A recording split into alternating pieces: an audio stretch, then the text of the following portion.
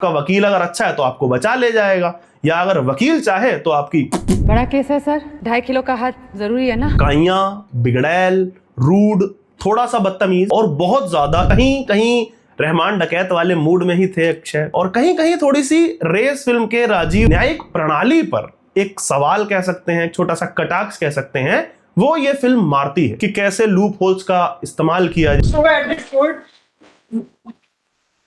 ये दे देना CGI. Hello दोस्तों, राम राम दोस्तों। हाल ही में एक फिल्म आई है नेटफ्लिक्स पे, नाम है इक्का। सिद्धार्थ पी मल्होत्रा फिल्म के डायरेक्टर हैं। फिल्म में एक्टर्स हैं अक्षय खन्ना, तिलोत्तमा सोम और धर्मेंद्र सनी देओल। ऐसा मैं क्यों कह रहा हूं ये मैं आपको आगे वीडियो में बताऊंगा।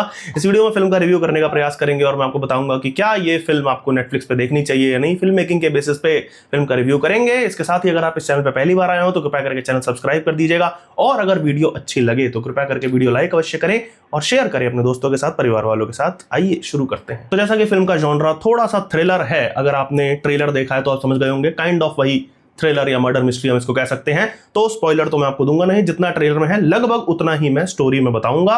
एक लड़की है जिसका मर्डर हुआ है, जिसमें अक्षय खन्ना का कैरेक्टर इन्वॉल्व है या फंसा हुआ है या फिर आरोपित है। अक्षय खन्ना का कैरेक्टर कौन है? वो एक अमीर बिजनेसमैन, वॉनबी पॉलिटिशियन बाप का एक बिगड़ा हुआ बेटा है। अब इस केस में प्रोसिक्यूशन की वकील यानी कि सरकारी वकील बनी है तिलोत्तमा सोम, और डिफेंस यानी कि बचाव करने वाले वकील, अक्षय खन्ना के पात्र का बचाव करने वाले वकील बने हैं धर्मेंद्र का बेटा, धर्मेंद्र सनी देओल। ये मैं बार बार ऐसा क्यों कह रहा हूं आपको आगे बताऊंगा। बहुत मजेदार इसकी वजह है, मजा आ जाएगा आप लोग को भी सुन के। तो धर्मेंद्र के पुत्र का जो कैरेक्टर है वो बहुत ही आदर्शवादी वकील है, उसूलों का, मॉरल्स का, एथिक्स का बहुत पक्का है। तो वो जो भी केस पकड़ता है हमेशा मासूमों के केस पकड़ता है, या फिर सही लोग जो होते हैं, सही साइड उसे जो लगती है उनके केस पकड़ता है। लेकिन वो ये केस क्यों पकड़ रहा है? अक्षय खन्ना का पात्र जो कि आरोपित है इस केस में, वो भी एक लड़की के मर्डर में, उसको वो क्यों डिफेंड कर रहा है?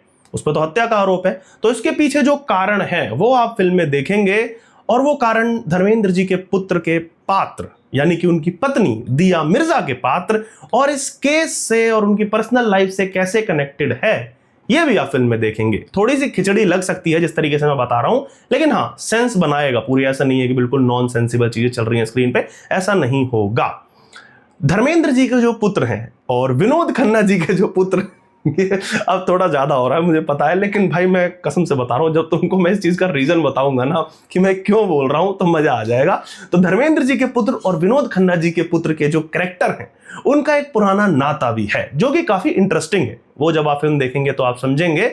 और ये जो पूरा थ्रिल चलता है, केस आगे चलता है, कोर्ट रूम ड्रामा चलता है, और लास्ट में हमारी विक्टिम को न्याय मिलता है या नहीं मिलता है, कौन मर्डरर निकलता है, क्या धर्मेंद्र जी के पुत्र के एथिक्स जो हैं, उसके उसूल जो हैं वो इंटैक्ट रहते हैं या फिर टूट जाते हैं, यही सब फिल्म का क्लाइमैक्स है।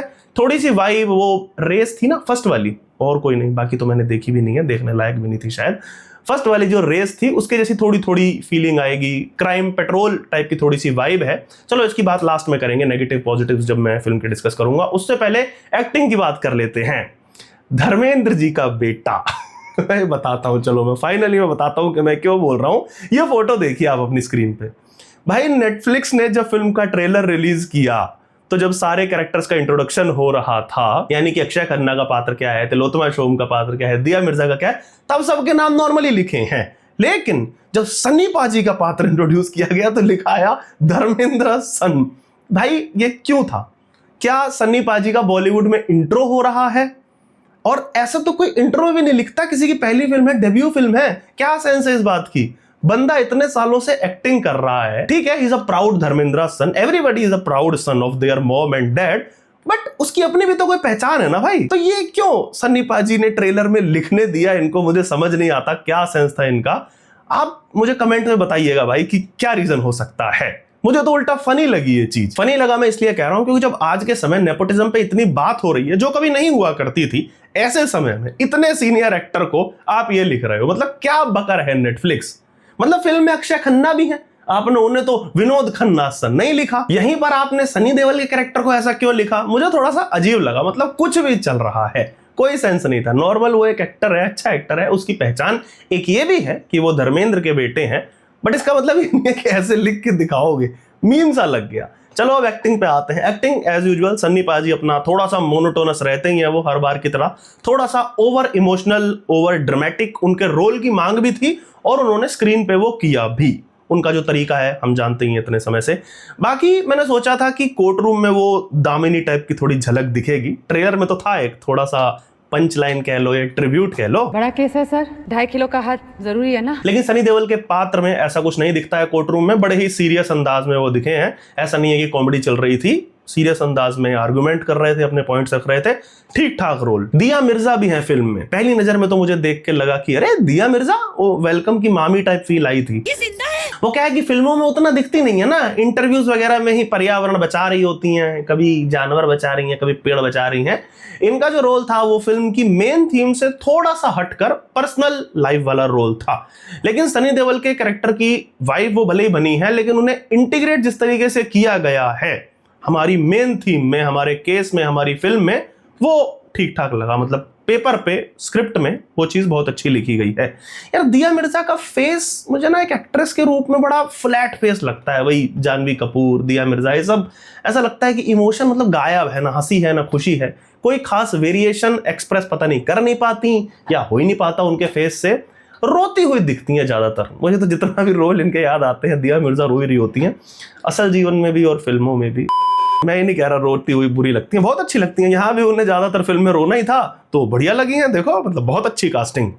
तिलोत्तमा सोम बढ़िया एक्ट्रेस है भाई, यहाँ भी इंप्रेसिव लगी हैं। लॉयर बनी है जो कि अपना घर अपनी जॉब दोनों ही संभाल रही है। उनका कैरेक्टर बंगाली है, असल में भी वो बंगाली हैं, तो मुझे स्टार्ट में ये लगा कि उनका कैरेक्टर जानबूझ के ऐसा रखा गया है या उन्हें कास्ट किया गया है ताकि रोल में, नॉर्मल डायलॉग्स में या कोर्ट रूम में जो वाद विवाद चल रहा है, अपने पॉइंट्स वो रख रही हैं, उसमें जो हिंदी भाषा है उसमें थोड़ा सा बंगाली एक्सेंट आ जाए, क्योंकि फिर कैरेक्टर में थोड़ा सा वेरिएशन आ जाएगा। लेकिन वो आया नहीं, so it's a good thing. एक दो डायलॉग्स हैं उनके जो बंगाली में है, बाकी पूरा हिंदी में है। बहुत बढ़िया डायलॉग डिलीवरी, अच्छी एक्टिंग की है।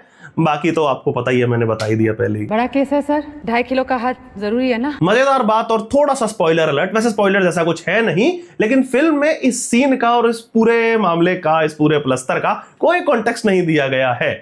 आपको लगेगा कि रैंडमली उठ के आ गई हमारी कैरेक्टर, मतलब क्या हुआ हाथ में, और उसके बाद हमारी कैरेक्टर ने बोल दिया, क्योंकि 2.5 किलो का हाथ बोलना था। लेकिन हाँ, उस मूवमेंट पे देखने में बढ़िया लगता है। फाइनली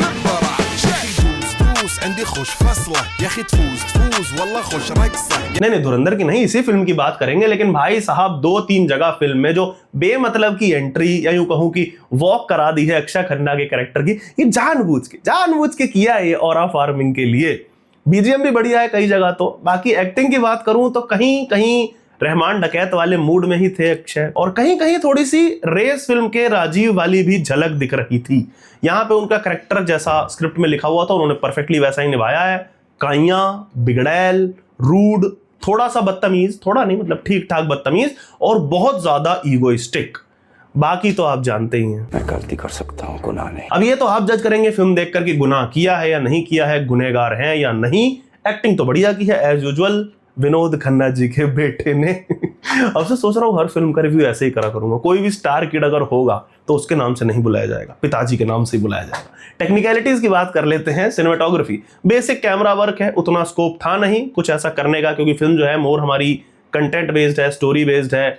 एक्शन ना के बराबर था फिल्म में, कोई ऐसी तगड़ी सिनेमेटोग्राफी की टेक्निक लगाने का मतलब ही नहीं था, और कुछ स्कोप भी नहीं था। लेकिन हाँ, कुछ जगह टेंशन दिखाने के लिए हैंडहेल्ड कैमरा यूज हुआ है, शेक किया गया है कैमरा ठीक ठाक। लेकिन हाँ, डिसेंट और average cinematography, not so good not so bad, okay. Music की बात करूं, जैसा कि मैंने बताया, अक्षय खन्ना की एंट्री वो जान करके हुआ है या नहीं हुआ है, जान करके ही हुआ है यार, हमको पता है। क्योंकि ऐसा तो है नहीं कि हर कैरेक्टर की एंट्री ऐसे हो रही है, हमको पता है नेटफ्लिक्स कितना चालाक है, कितना चतुरचंट है, वो दिख रहा है। रहमान डकैत इफेक्ट दिख रहा है, 2-3 बार उनकी वॉक कराई गई है और उसमें बीजीएम ठीक ठाक बजा है। कोर्टरूम का बीजीएम बढ़िया है, सस्पेंसफुल है, कैची है, थोड़ा सा अपलिफ्टिंग है कई जगह। क्लाइमैक्स का बैकग्राउंड स्कोर मुझे बढ़िया लगा, थ्रिलफुल था, वो भी कैची था। गाने फिल्म में कुछ खास है नहीं, जो कि एक बढ़िया बात है, उस टाइप की फिल्म भी नहीं थी कि गाने वाने फालतू के डाले जाएं। एडिटिंग की बात करूंगा लास्ट में, यहां थोड़ा सा पंगा हो गया, और यही फिल्म के नेगेटिव पॉजिटिव्स की भी बात करूंगा। तो मुझे ये पहला नेगेटिव थोड़ा सा दिखा कि बेमतलब के जो स्लोमोस डाले गए हैं, जैसा कि मैंने कहा सीरियल वाला इफेक्ट है, तो सीरियल्स की तरह बहुत जगह टाइम वेस्ट होता हुआ सा लगता है। फिल्म थोड़ी सी 15 से 20 मिनट और कट सकती थी यदि ये बेमतलब के स्लो मूव्स और थोड़े से कटाई छटाई हो जाती, थोड़े फालतू के शॉट्स हटा दिए जाते। एक दो जगह एडिटिंग ने अच्छा भी काम किया है, कई सीक्वेंस तेजी से खींच के निकाले हैं, वहां पे एडिटिंग अपना काम करने में कामयाब रही। केस की ब्रीफिंग चल रही थी एक जगह, दोनों ही वकील हमारे पैरेलल दिखाए हैं, तिलोत्तमा का कैरेक्टर भी और सनी देओल का कैरेक्टर भी, दोनों केस की ब्रीफिंग कर रहे हैं और उसको किस तरीके से स्विच किया गया है, वहां पे एडिटिंग ने अच्छा काम किया है, वहां पे ठीक ठाक काट दिया। ऐसा ही और जगह भी काट देते यार, बट वो नहीं किया गया।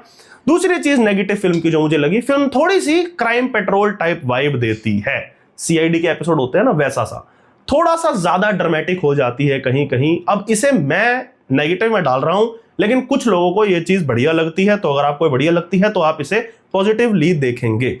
फिल्म के पॉजिटिव की बात करूं तो सबसे बड़ा भाई, थोड़े ड्रामे के बाद भी कहानी अच्छी है, नॉट बैड। कोर्ट रूम के कुछ सीक्वेंसेस, कुछ डिटेलिंग वो मुझे बहुत अच्छी लगी। केस भले ही वो सीआईडी टाइप का हो, क्राइम पेट्रोल टाइप का हो, लेकिन जो डिटेलिंग है कोर्ट में कि ड्रामा नहीं चल रहा है, वो होता है ना कि जब साहब ये कानून की किताबें जला डालिए, वो कुछ नहीं है, आर्गुमेंट्स हो रहे हैं और वो भी फैक्चुअल आर्गुमेंट्स हैं। दूसरी चीज जो मुझे अच्छी लगी फिल्म में कि हमारे देश के कानून और न्यायिक प्रणाली पर एक सवाल कह सकते हैं, छोटा सा कटाक्ष कह सकते हैं, वो ये फिल्म मारती है कि कैसे लूप होल्स का इस्तेमाल किया जाता है। ये मैं आपको बताऊंगा नहीं, ये जब आप स्क्रीन पे देखोगे तो आपको मजा आएगा देख करके। मतलब मजा क्या आएगा, गाली दोगे और वही कहोगे कि घंटे का न्याय मिलेगा इस देश में किसी को। ससुर लूप होल इतने हैं कि आपका वकील अगर अच्छा है तो आपको बचा ले जाएगा, या अगर वकील चाहे तो आपकी लंका भी लगवा सकता है, तो वैसा ही है। तो ये चीज आपको देख करके बढ़िया लगेगा फिल्म में कि ठीक है, अच्छी जगह सवाल उठाया है। बाकी देखा जाए तो आजकल कोर्ट में, या यूं कहूं सुप्रीम कोर्ट्स में बढ़िया बढ़िया सवाल उठ रहे हैं। सवाल क्या, जवाब दे दिए जा रहे हैं। These are few papers I have. So at this court, ये दे देना सीजीआई। नहीं, ये बहुत गलत किया है इन्होंने, मैं इस चीज की भारी भर्त्सना करता हूं। बिल्कुल नहीं करना चाहिए था ये, कड़ी निंदा, कड़ी निंदा। ओवरऑल फिल्म की बात करूं तो डिसेंट फिल्म है, गुड स्टोरी, ठीक ठाक एक्टिंग, अधिकतर पात्रों की ठीक ठाक एक्टिंग, थोड़ा ड्रामा, अच्छा क्लाइमैक्स को मैं कहूंगा ठीक ठाक लिखा है। तो यदि यह फिल्म थिएटर पे लगती तो मैं आपसे कहता कि यार 200-250 रुपए की टिकट हो तो सिंगल स्क्रीन में देख आना, या घर के पास थिएटर हो तो देख आना। लेकिन हाँ, ओटीटी पर जब फिल्म आए तो एक बार जरूर देखना, मिस मत करना इसे। लेकिन फिल्म ओटीटी पर ही आई है, नेटफ्लिक्स पे आई है, तो फिर मैं ये कहूंगा कि वन टाइम वॉच तो है, देख सकते हैं, डोंट मिस।